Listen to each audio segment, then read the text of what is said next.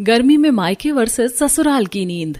दोपहर के 2 बज रहे थे। कमरे में एसी चल रहा था। अशोक जी और शारदा देवी और उनके बच्चे ध्रुव और काव्या बैठकर टीवी देख रहे थे। तभी प्राची वहां आती है। महारानी का काम खत्म हो गया हो तो जरा ऊपर छत पर जा। सुबह जो कपड़े धोए थे वो सूख गए होंगे, जा जाकर उतार ला। मम्मी, बाहर तो बहुत तेज धूप हो रही है, मैं शाम को ले आऊंगी कपड़े। शाम को नहीं लाएगी, अभी उठा कर लाएगी। अब जा जल्दी से ऊपर और सारे कपड़े लेकर आ। जी मम्मी, मैं अभी लाती हूँ। प्राची धूप में छत पर जाती है और छत से कपड़े उतार कर लाती है। गर्मी की वजह से उसकी हालत बहुत खराब हो गई थी, इसलिए वो उस रूम में बैठ जाती है जिसमें सब लोग बैठे हुए थे।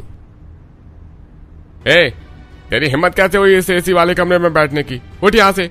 पापा बस 2 मिनट, बाहर बहुत गर्मी थी, मुझे चक्कर आ रहे हैं, बस थोड़ी सी ठंडी हवा खाकर मैं चली जाऊंगी। पापा इसे भगाओ यहाँ से, इसकी औकात नहीं है यहाँ बैठने की।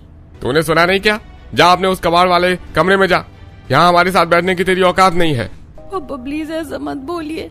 चल निकल यहाँ से, ज्यादा ड्रामा मत कर। प्राची रोते हुए वहां से चली जाती है और एक छोटे से कमरे में आती है जिसमें बहुत ज्यादा अंधेरा था। वहां कोई पंखा या कूलर नहीं था और वहां बहुत सारे मच्छर थे। प्राची वहां जाकर लेट जाती है। सब लोग मुझसे नफरत करते, कोई मुझसे प्यार नहीं करता। प्राची रोते रोते सो जाती है। तभी शारदा देवी वहां आती हैं। वारी महारानी, यहाँ तुझे आराम करने के लिए किसने बोला? उठ जल्दी। मम्मी मैं बहुत थक गई थी, सुबह से काम कर रही हूँ, मुझे बस 10 मिनट आराम करने दीजिए ना। आराम का शौक है तो इस घर से दफा हो जा। जब तक हमारे टुकड़ों पर पल रही है तब तक तुझे बैल की तरह काम करना पड़ेगा। चल उठ। हाँ मम्मी, मैं जा रही हूँ। प्राची रोते हुए बाहर जाती है और झाड़ू पोछा करने लगती है। पता नहीं मेरी कैसी जिंदगी हो गई है, जब देखो सबके सब मुझे उल्टा सीधा ही सुनाते रहते। कोई मेरी सुनता ही नहीं है, कोई मेरी सच्चाई पर यकीन ही नहीं करता। ये लोग तो मुझे चैन से सोने भी नहीं देते हैं। समय बीत जाता है। रात के 11:30 बज चुके थे। प्राची किचन के सारे बर्तन धोकर और पूरे किचन की सफाई करके बाहर आती है। वो बुरी तरह से थक चुकी थी। चलो आखिरकार किचन साफ हो गया, अब जाकर थोड़ा सो जाती हूँ।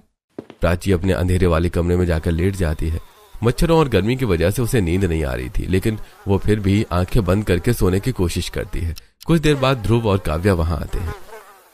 हे प्राची, उठ जल्दी, हम अपने कमरे में दोस्तों के साथ पार्टी कर रहे थे। हमारा कमरा पूरा गंदा हो गया है, जाकर उसे साफ कर दे। भैया रात के 12 बज रहे हैं, अभी मैं बहुत थक गई हूँ। मैं पक्का सुबह सबसे पहले उठकर आपका रूम साफ कर दूंगी, अभी मुझे सोने दीजिए। सुबह क्यों करेगी? हम कचरे में सोएंगे क्या? मुझे कुछ नहीं सुनना, जाकर हमारे कमरे साफ कर, नहीं तो मम्मी से तेरी शिकायत करूंगी। और वे पता है ना मम्मी तेरे साथ क्या करेंगी। प्राची जल्दी से उठती है और कमरा साफ करने में लग जाती है। थोड़ी देर बाद कमरा साफ करके वो सो जाती है। कुछ देर बाद शारदा देवी प्राची के कमरे में आती है